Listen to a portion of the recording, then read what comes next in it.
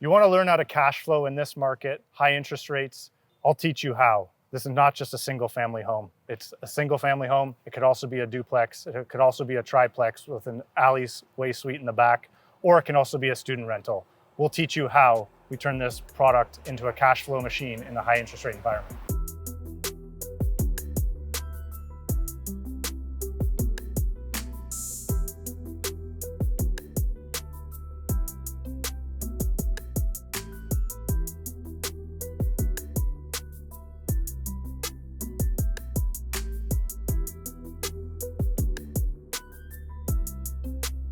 Hey, so I'm standing here with Rockstar coach Josh Arnett, and Josh has this really awesome duplex project of his back here that we're gonna tour and go through. But what we really wanna highlight with this video is the importance of versatility with your properties. There's multiple strategies that Josh can pull off with this home. He's gonna show us what he did and how you can also adapt to the market conditions. So Josh, what is going on with this home behind us? Yeah, great question. I think you hit versatility is the perfect word, or flexibility in the space, right? So as market conditions change, or as we want to be sophisticated investors, we want to take advantage of the market conditions and optimize our returns. You know, this property is a perfect example of that. It was originally bought as a single family home, converted into a duplex, most recently just rented out as a duplex to two younger professionals. But we noticed through some of the feedback we were getting that the area, because of McMaster being short with student rentals, was really starting to attract a lot of students. So when we put the lease up, we pivoted, and the feedback we were getting was, hey, we want to rent this as a student rental. And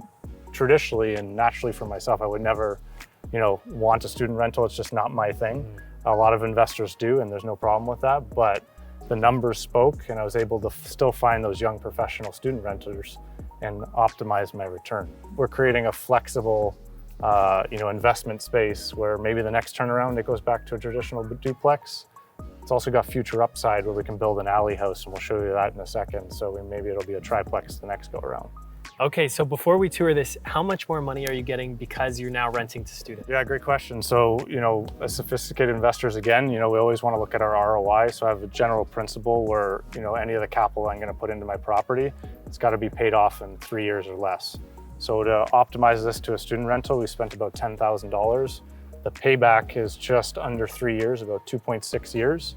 And we increased the rents $400 a month.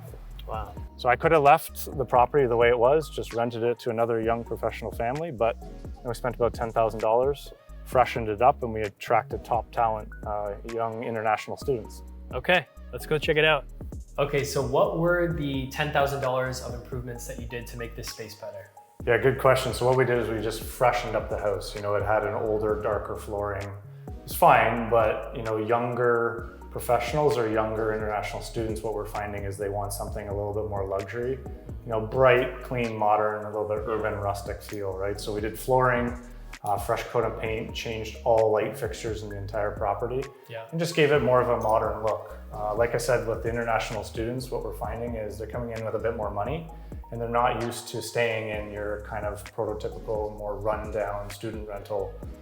So they're not only coming in through the door looking at the property, but they're doing live videos with their families overseas.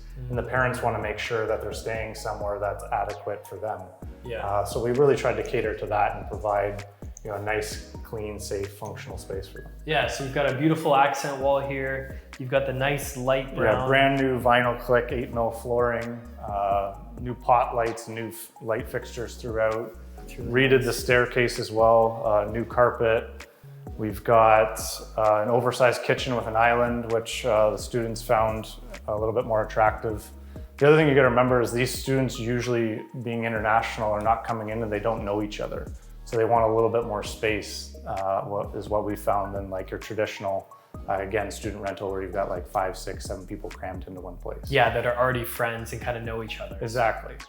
So having, dining space, living space, oversized kitchen, their own oversized bedroom, a little bit more private and luxury, that's kind of what they're after.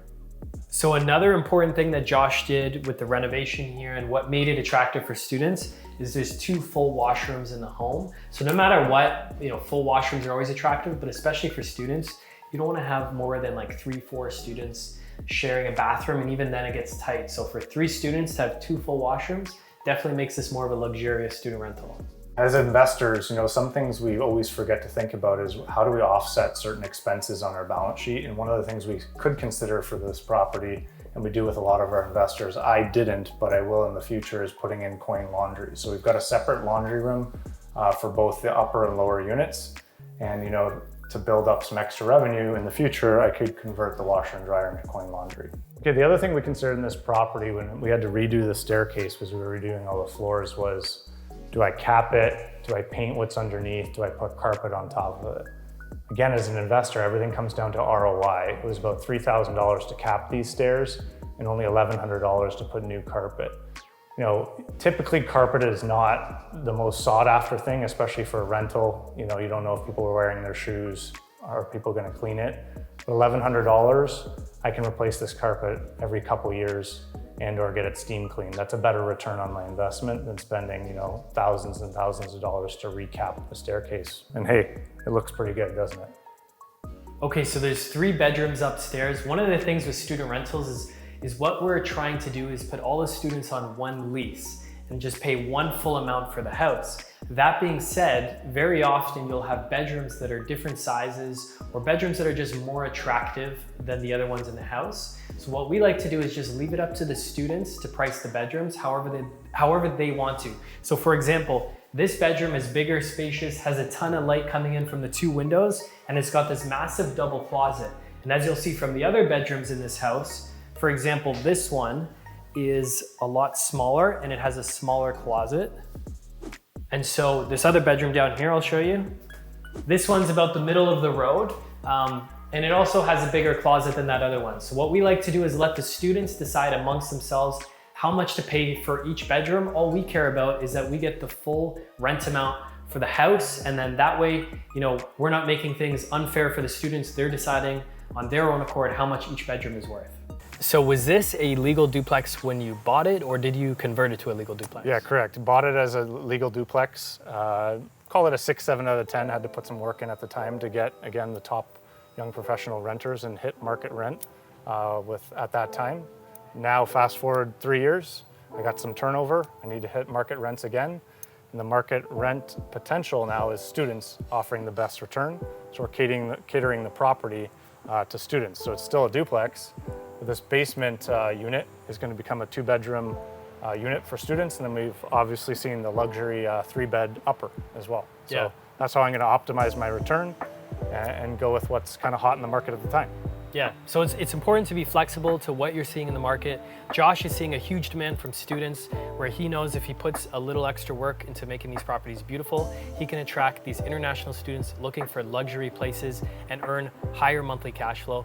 And then Josh, what else is flexible on this property that you want to show us? Yeah, great question. The real reason I originally bought this property was not because of the duplex, even though it's a great flexible space as we've mentioned, but look at the back here.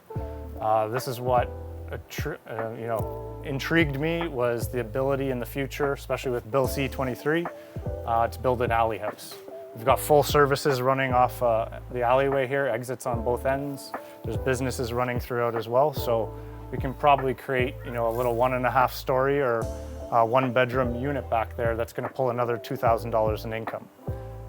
That's the best ROI you're going to find. 1 single family home chopped up into 3 incomes, can also be flexible space. Maybe that just stays as, a regular long-term rental. And we got flex space here, student rental or traditional duplex. Yeah, and I can even see students being attracted to living in a unique laneway property as well. Exactly, you're 5-minute walk to the gates of downtown Hamilton, trendy restaurants, social scene, also all the corporate businesses down there, but you're also 10-minute bus ride to McMaster.